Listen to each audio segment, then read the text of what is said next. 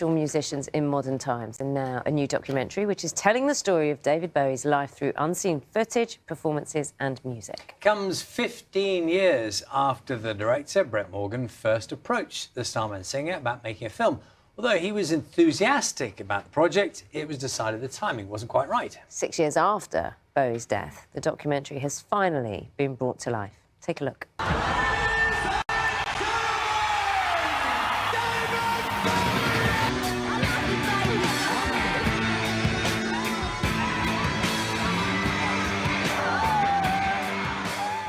I'm delighted to say the director, Brett Morgen, is with us now. Very good morning to you. Good morning. We were just discussing outfits. Of course, David Bowie, famous for his outfits, and you've turned out nicely this morning. Thank you so much. Well, It's Morning. It's a Moonage Daydream, and this is sort of my homage to David and Life on Mars.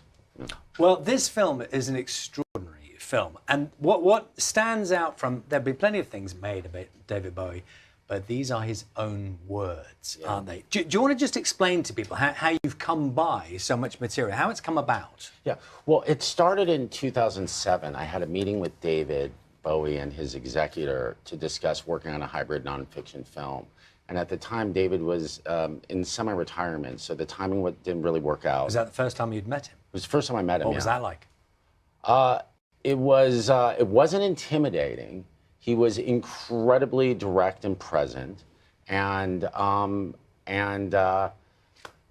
brilliant and intelligent, and and so we had this great meeting, and then 7 years later, when he passed, I reached out to the estate and told him that I was interested in doing a kind of non-traditional, non-fiction, immersive experience, not a biography, because there have been so many books and documentaries, including the brilliant 5-year series on the BBC about David.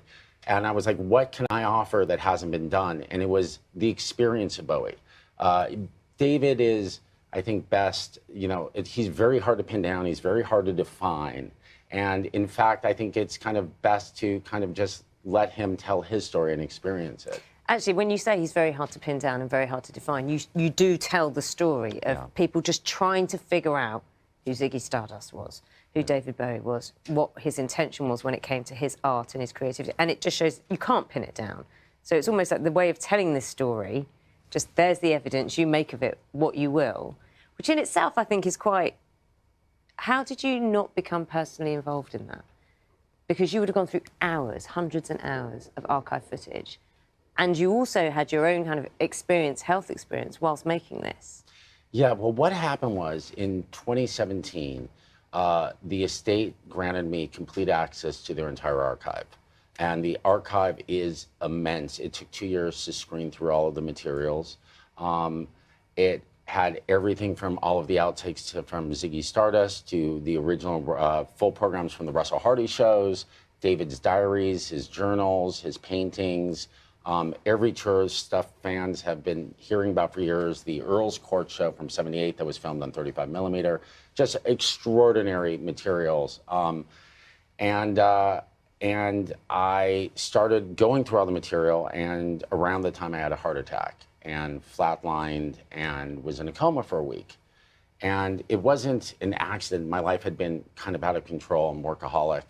And when I entered this project, I knew I was going to discover a great creative mind, but I had never really explored David's interviews. And so here I am in a dark room for 2 years, alone with these images of David. And what really spoke to me was his kind of views and sort of philosophies on life. And I realized through him, he was kind of providing me with a kind of a roadmap on how to lead a more balanced and fulfilled life. I don't think there are many people, I've never read or seen or experienced anyone who I think who lived a more complete life than David, and that was by design, because David treated life like an adventure, and as soon as he mastered something, he would move on from it. We put so much value in our comfort and our security and in trying to maintain our status. And Bowie may be one of the only artists of his stature who was willing to risk it all for the pursuit of his creative, to fulfill a creative niche. Do you know what fascinated me? Because I know from your experience, you reassessed your life and your relationship you have with your family, spending time with your kids and things like that. One of the things he said in the film that you put in the film was his reluctance to fall in love.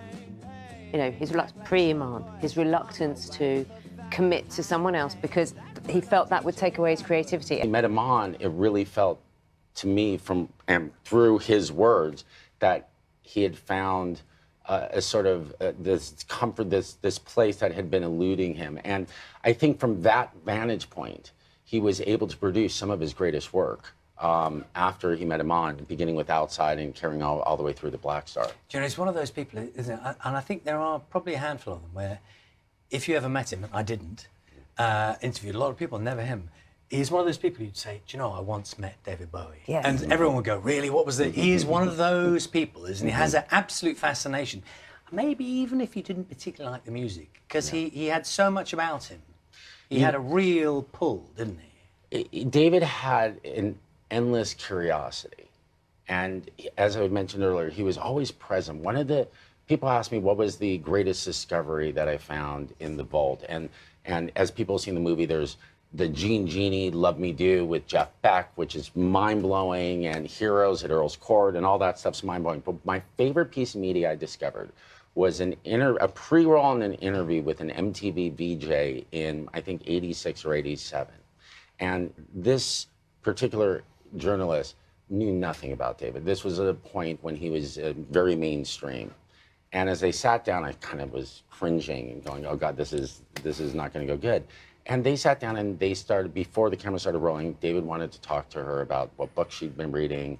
He wanted to share what he had been reading. And I realized that he viewed every opportunity, every moment as an opportunity for an exchange. And this is a man who loved life in a way, at such a deep passion. The first day I was on the job, Tony Visconti, David's longtime producer, invited me into his studio to listen to some stems. It was quite emotional. It was, I think, only 2 years since David had passed, and Tony said, this is where David recorded the Black Star, and he said, I want to play you something. And he put on a song called Signet Committee that was recorded, I believe, in like '69. And in it, at the crescendo of the song, David sings, I want to live, I want to live, I want to live. And Tony isolated the vocals. And you could hear David sobbing uncontrollably as he was singing the song. And here's a man at the very beginning of his life who had such an appreciation for the brevity of our time on Earth that it almost sounded like the sounds of someone who, the last moment they're on Earth, not at the very beginning of their journey. Well, do you know what? We both had the opportunity to see the film, and I think in itself is a real work of art. I think it is. And I know you're trying to reflect him, but I think it is. It's a wonderful piece in itself, and it's a great film to see. Lovely meeting you this morning. Thoroughly enjoyed it. Thank you Really so good much. to meet you. Thank you. You too. Thank you. Brett Morgen. Brett's film Moonage Daydream will be in UK cinemas from September the 23rd.